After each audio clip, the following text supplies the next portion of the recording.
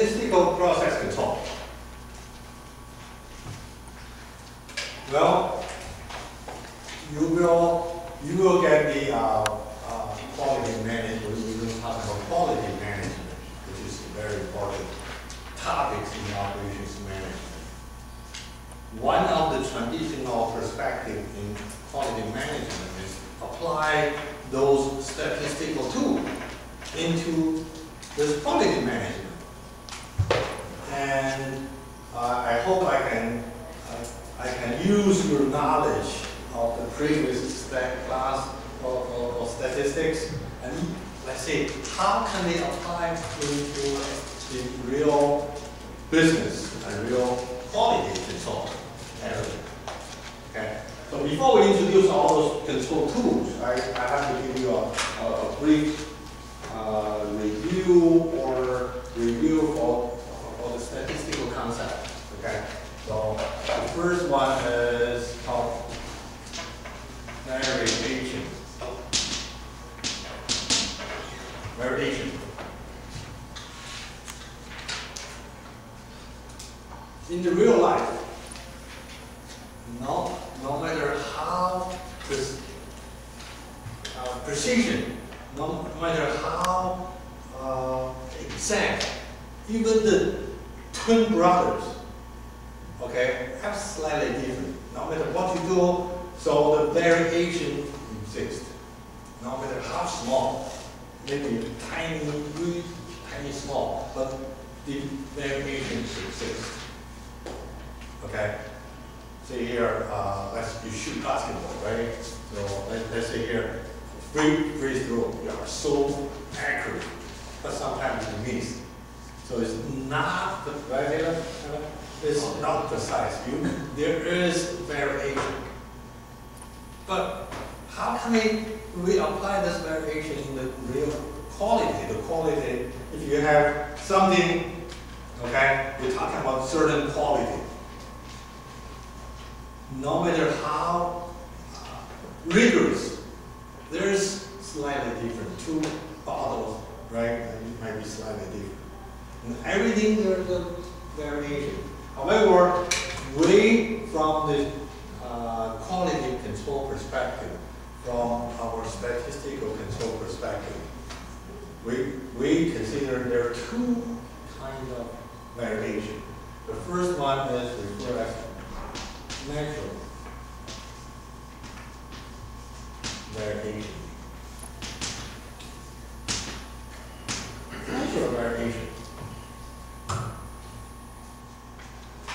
They tend to be small variations, can be affected by, we don't know what could cause that. There's some variation. Okay. Normal, those are referred as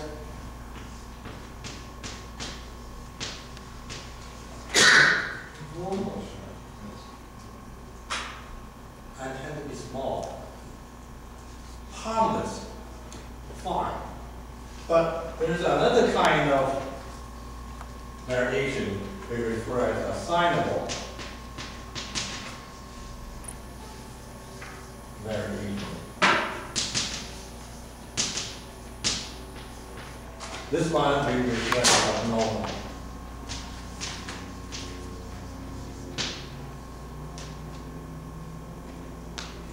Tend to be larger variation, tend to be associated with some reasons. Maybe temperature, maybe a certain shift, certain time of the day. So those variations we hope can find a reason why the quality came bad, why they shift that long. Okay. So the whole job in statistical control is trying to distinguish with those two. So how can we distinguish them? So as I said, this is abnormal, tend to be larger, tend to have a certain pattern. So in statistics, if you remember what normal means,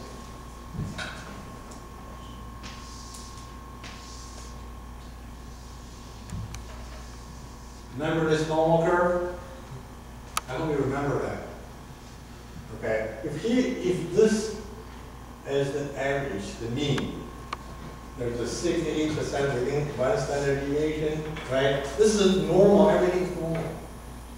However, we set up, let's see here, within 3 standard deviations. What percentage will be within 3 standard deviations? What percentage? 99.7%. Everybody hear that? 99.7% of almost all shoot within. In other words, within the 3 standard deviation. If everything, if the process is normal, if you as a human being, you're normal, you're supposed to walk within this area. By chance, you walk outside. I consider something may not measure, might be wrong, but still be normal. But the chance is very small, right? Normal, a 99.7% chance you should be here. Why you're there? Abnormal behavior. Same thing applies to the process, the whole production process. So we consider if you walk outside, you're abnormal. So we have to find a reason. We may not be able to find a reason, but this have given us enough evidence to find a reason.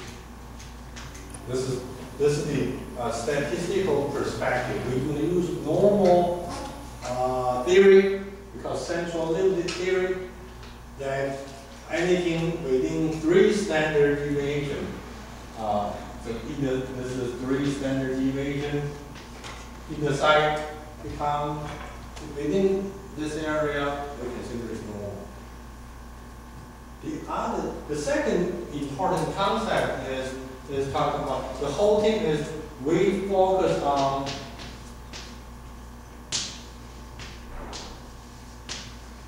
the process. This is an important concept in the quality control area. When we do quality control, our mind is, yes, let's have an inspection station. We're going to check. This is good, bad, right? We check on that. That's not our objective. Our objective is through those checking, then we reflect whether your process is in control, whether you're able to process set up right. If you always have so many defects, what that means? That means your process is not capable to meet the quality demand, right? So you have to go back to the process. It's not just find out which one is good. Okay, so we focus on the process, and the process has to go through a certain time. And process and time-based.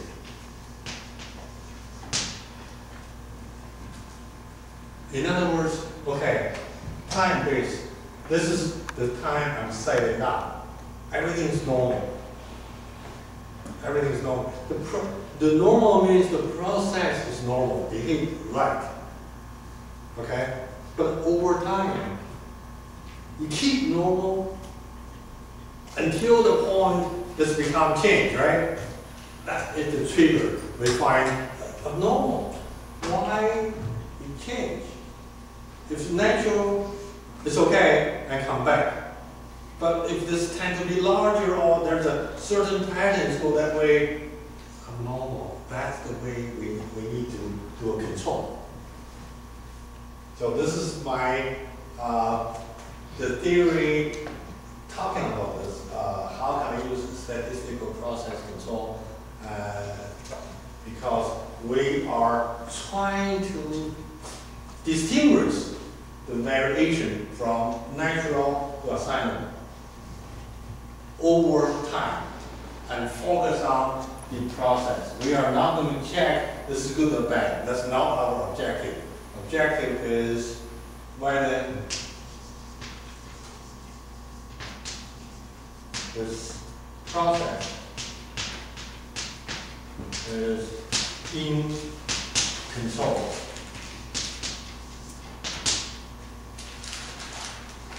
The first point. Second, okay.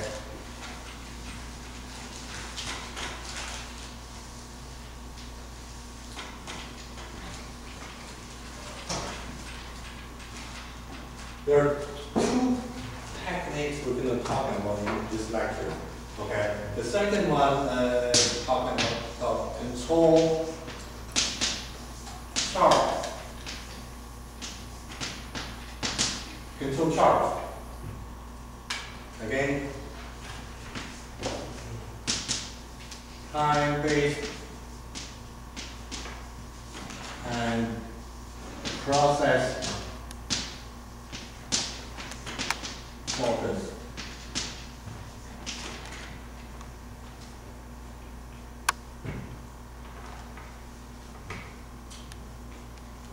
So the control chart is going to call it control. We have this system process set up. Okay, in the beginning, everything is based on our calibration. Everything's okay. But over time, we're going to do the sample over time, whether they still keep controlling. 10 years ago, when I teach this class, I taught this class, and I bring my students actually to a real manufacturer in Clark, in that French, I forget the name now, company in the manufacturing Clark. And we actually walked into the assembly line. We saw all those control charts on the wall, and it actually, the line go all of a sudden at a certain time and take a sample, measure the sample. Okay, make sure the systems continues meet the demand, meet the quality demand. So the control chart is not only time-based process focus, and also it's easier to apply. It's easier for the manufacturer or the services. They can apply. They not like a normal distribution. They don't understand the Z value. They don't understand the probability, that perspective. You give them the chart, you can see clearly. Okay. So what they do, the control chart has the following perspective. Okay. So they said, here is the time 0. I'm going to start to monitor the process. And here is this is the time. This is the time. I'm going to set up an upper control level. It's called upper control line or level, with a certain,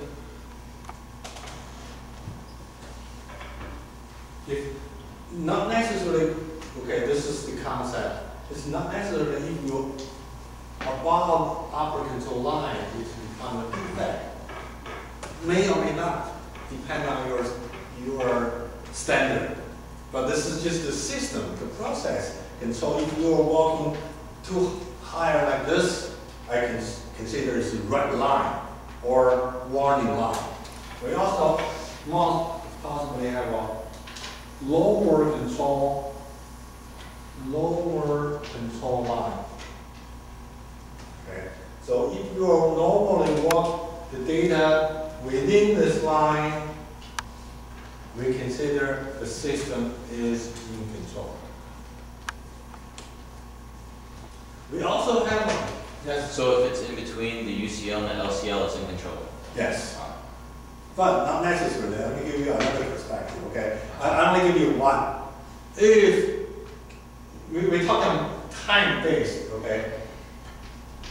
Every like 5 hours, I'm go there to take a sample. Let's just make a very simple model, right? So they can fill the water, and the quality control is make sure it's up to this level. Sometimes you need a little bit lower, that's fine. You can measure, or you have a certain measurement. This is like exactly 10 millimeters plus minus 0.01, right? So you can measure every single of them, every 5 hours. But you not measure one, you measure several, and you average them together and see what's going on here. That's because of normal theory, central limit theory. So the data could be go here over time, fine. All of a sudden, this one go here, right?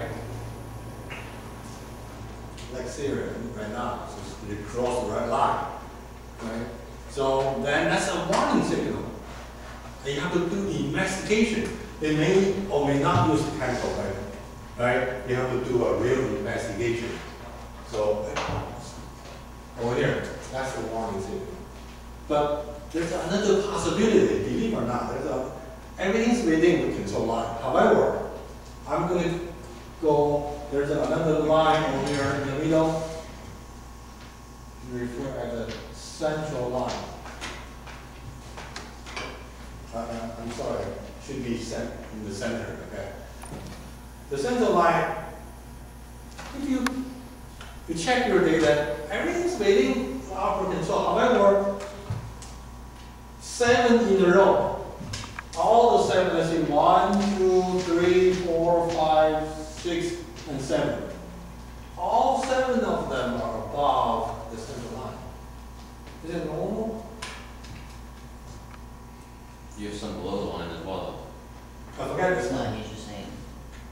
Okay, so now I'm going to have nothing here. No, it's just the same. 1, 2, 3, 4, 5, 6, 7. All 7 above my.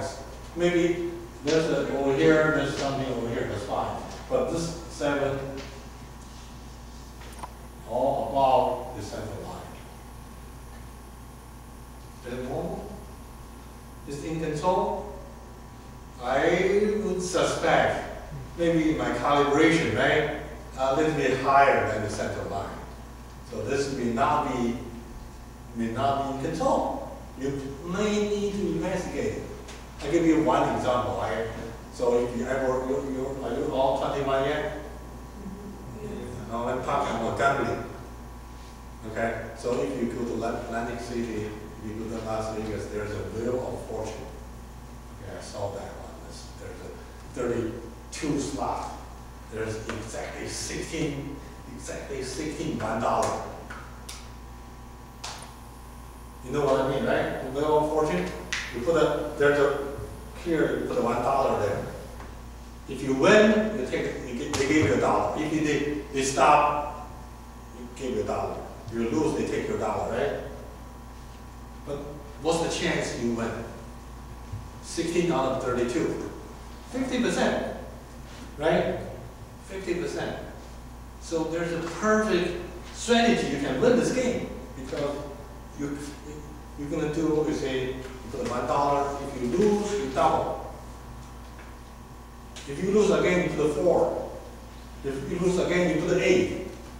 I go to 16 and 32. You know what? What is the chance? 5 in a row, they don't stop at 1. Tiny, small chance, right? Small chance. So 5 or 7 in a row, they don't stop with $1. Something wrong, right? You may consider they cheated, right? But they never cheat. But there is one trick part is because if that's the case, you're going to guarantee to win. However, on every table they said limited $100. So if over a certain time, you cannot put a double anymore. With a 16, 32, 64, that's it, right? If you double this, you cannot put more than $100 there. So they win anyway. Same principle over here. 7 in a row, they're not going to come back. There's a 50-50 chance up and down if everything's random normally, right? So 7 in a row, or somebody even consider 5 in a row. You're not on the even level here. Something is wrong. The same thing applies. 5 in a row. Say, I'm going to give you another pattern. 5 in a row. They go upper. 1, 2, 3, 4, 5, 6. 5. 5 in a row. Increase. This is possible abnormal as well, right? So it seems to me the system tend to get in bad and worse, right? They move that direction. Or 5 in a row. Going down. This is also a warning signal. Okay, the control chart can tell. And there's another pattern.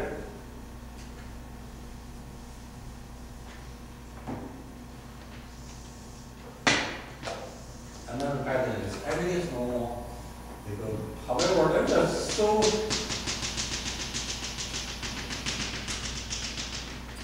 like this. There's like a seasonal, like a right. So over here, come here, then comes up and comes down.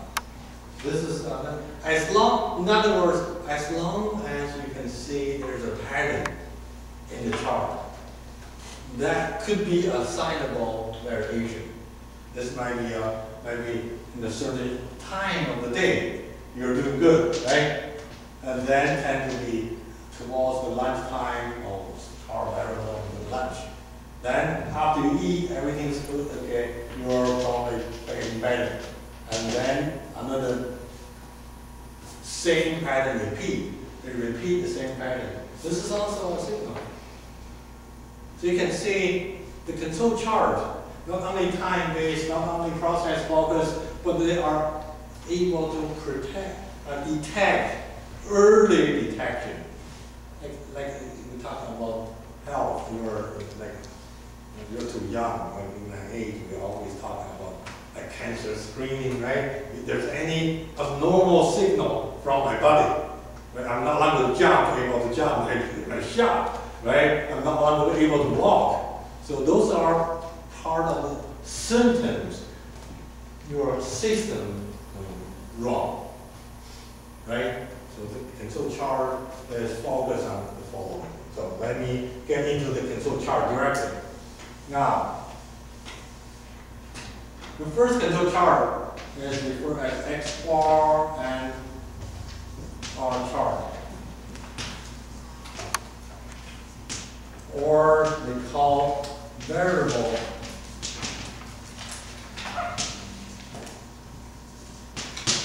chart. What they do, they have the following.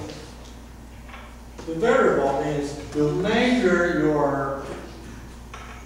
your quality or whatever the sys process based on a continuous variable. It's based on, let's say here, how many ounces, okay, what's the axis, okay, so like 10 millimeters, and there's certain measurable weight of certain variables. So I think we better use the example on page,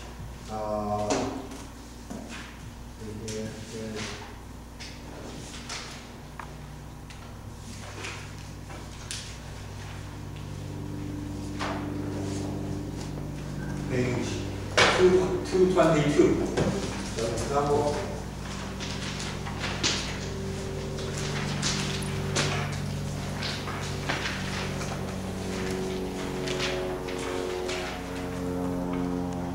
Let's talk about cereal. The cereal box. Right? You know the cereal box? Number one, not every box have exactly the same weight. Right? It might have a little bit different. But that's fine, that's natural variation. However, if that one is like a 2 little. So that is something the system, the process might have gone wrong. So here's the problem with the weight of boxes of oak flake within a large production lot are sampled each hour. Every hour they take a sample. Okay, so how many samples we are taking? So managers want to set control limit that include 99.73% of the sample mean. 99.773 means 3 standard deviation, right? 3 standard deviation. Okay. So let me put over here. So here's the original data. Every hour.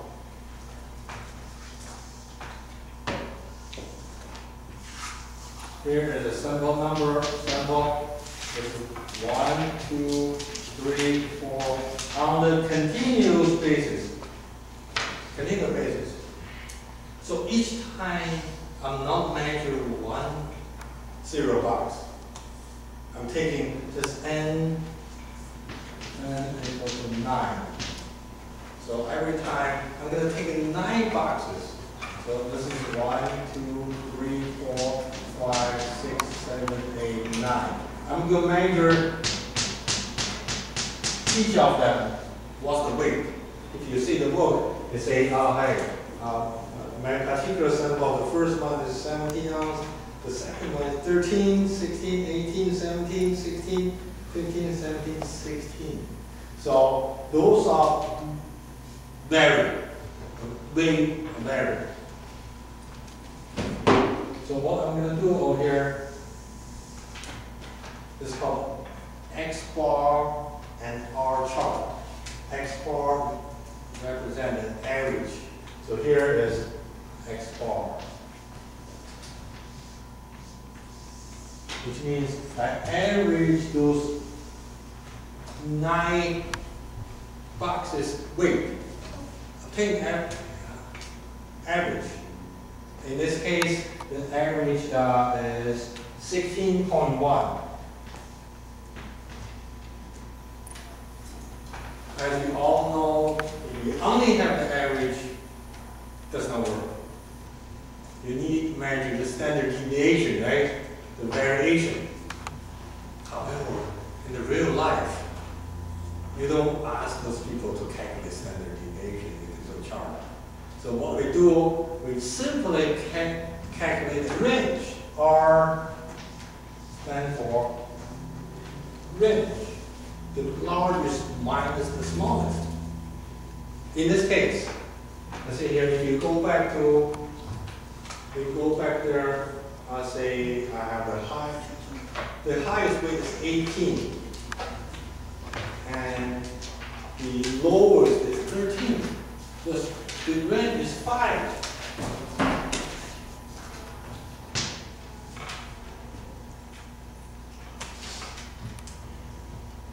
So for each sample, we find average, we find range. The same thing applies. So we are able to obtain those 2 columns, right, everybody? We're able to apply to this column. Then we're going to do this control chart. We're going to do the control chart. So for X, we call X bar chart. X bar chart is put all those average in the chart. All those average in the chart. But before we do that, we have to calculate so-called upper control limit, outer control limit.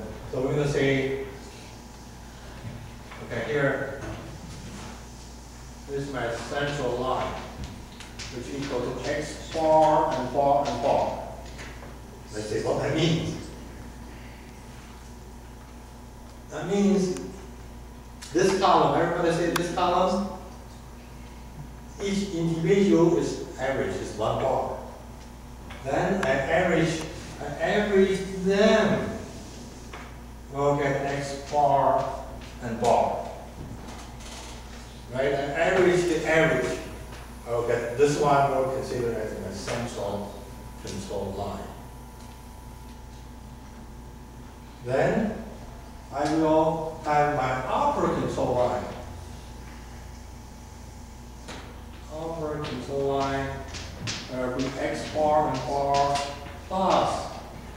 This one is referred as A2 times R bar.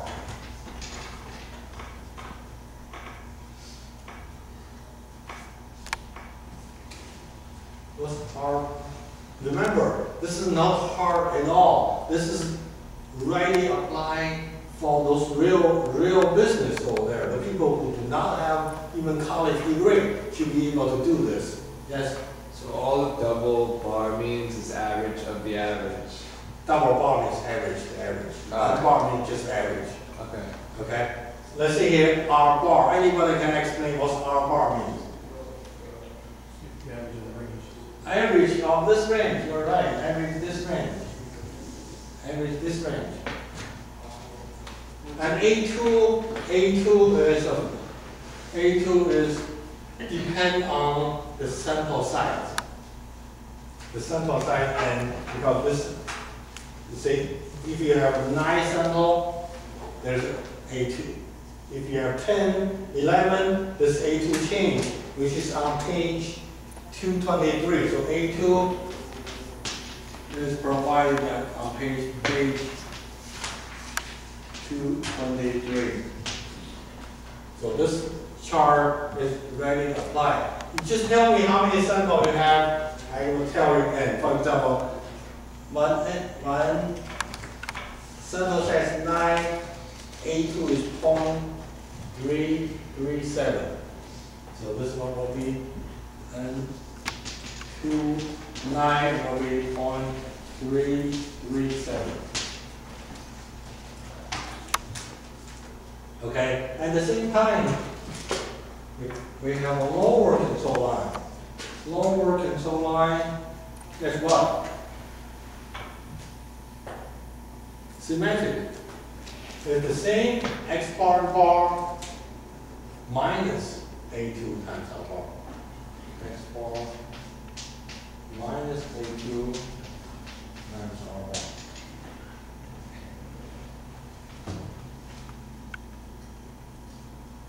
So if I were to say we do step by step, the first step we're going to calculate the X bar and R.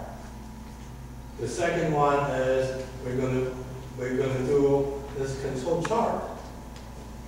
Yes. How would you find the double bar over the X, like the double average? How do you find that? Usually. Never mind. Right? Got it. Question over here. How do I find R bar? Take the average of the ranges. Average the range, you're right. Average of this. You know how to do that, right? Average of it.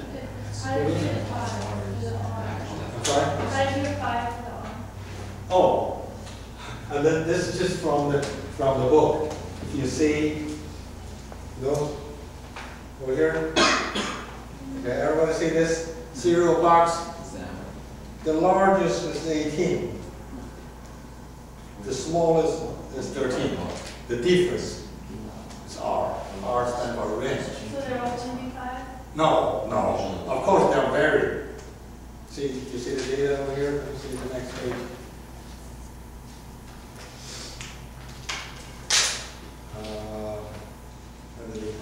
That's just for hour 1. I'm sorry? It says it should, here are the 9 boxes chosen for hour 1. There's no hour 2 or 3 or 4. Oh, okay. So they will, why you have the answer is the R you have to calculate it. You have to calculate it. Among the second row, this 9 boxes, find the largest one minus the smallest one among those 9. You're going to have another R. Okay, so those are those the way we set up our control chart, right, everybody? Right? You can do an exercise if you have time. Okay. So then, what you need to do is put every single of them over here and see if there's any patterns, right? Then all of a sudden you find some abnormal, stop and investigate. Simple enough. What's called R chart, X bar. And R chart, the same thing. So R chart,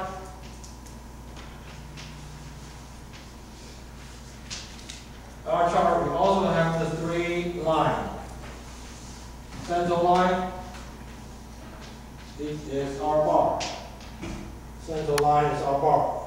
How do you find R bar? Average them, right? We average them, average. Then we have R bar control. R bar control line. This one equal to it's called D. Is D3, D4. R bar and lower control line. Lower control line is D3, R bar. How can we find D2, D3? From the table over here, page 223. You shall be able to find it. In other words, if I know the sample size n, I will be able to find D4 and D3. What does that say? L, LCL. UCL. Down. Yeah, let me rewrite that. Not that one, but the one. LCL. And then CL. No, that's a D, and then there's like a square. D3 R bar. D4 R bar. Okay, this is for XR chart.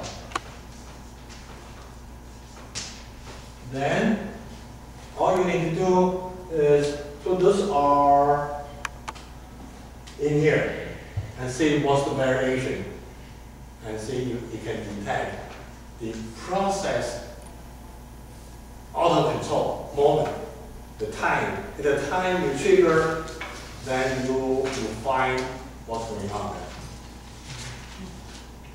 Okay? Any questions?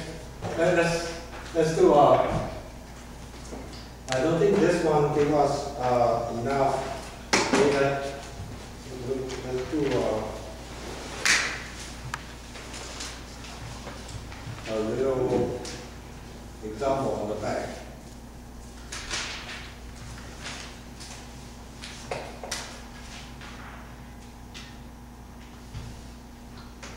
Okay, I will do a very simple. Page 239, example.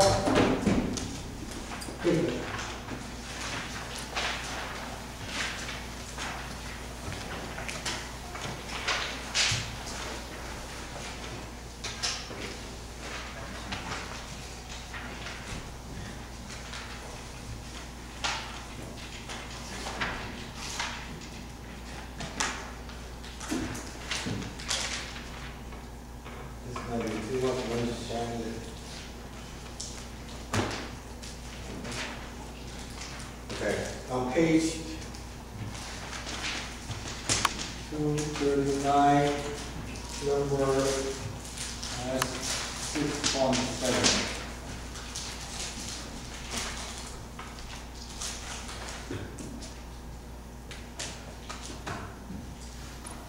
So this is talking about auto piston. And Yang Ping Zhou's plant in Shanghai produced in a forging process. I'm sorry. And the diameter is a critical factor that must be controlled. So what do we do? They take 5 samples.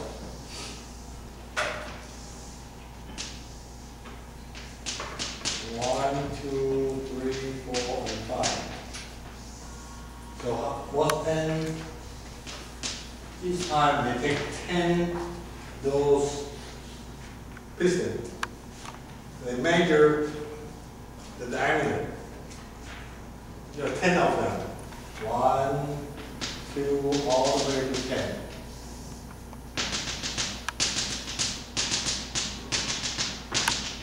In other words, a total I have 50 pistons being measured, but in a time basis. This is 5 days. So what I find is average. Here is R. So the average is 156.9, and the range is 4.2. They talk about millimeters. Let me write that down. 153.2. Can somebody read that for me, please? What's the range? The second one? 4.6. 4.6. Julian, next third one? 153.6. 3.6 and 4.1. 4.1. Number 4? 155.5. 5.5. 5.0. 5.0. 156.6. 4.5. 4.6. 4.5? Okay, let me explain this to you. Each of them is the average of those 10. This is the average of the second 10, average third, fourth, and fifth. And this range is among the first row of 10, the largest minus the smallest. Okay? Define the range. This is the first step. You collect the data, calculate the X bar and R. Then, create it into a chart. So, would you please use your calculator, please? CL is X bar and bar, which means you add those together. Would you somebody do this for me, please? Add them together, divide by 5. 155.16. What? 155.16. 155.16. Thank you. Everybody okay? All right. So that's the average of X bar. Average of those 5. So X bar and bar is 155.16. Okay? And can you please also average those 5, find R bar? 4 point something. 4.48. 4.48. 4.48. And would you please go to the book, page 223. Now N is 10. Now tell me, was A2, was P3, and P4? And what? D3 and D4? Uh-huh. D4 is 1.816. One more time. 1.816. 816. 1.8. D3? D3 is 0.184. 184. And A2? 0.337. 0.308. What? 10. 10. It's 10. 0.31? Oh, wait. 0.08. The other two are okay? No, I thought we were doing 9. I'm sorry. So, One more time. yeah, for D4, 10 is 1.777 1.777. and 0.223. 0.223, right? Yeah. So let's say upper control line is X bar plus A2 times R bar.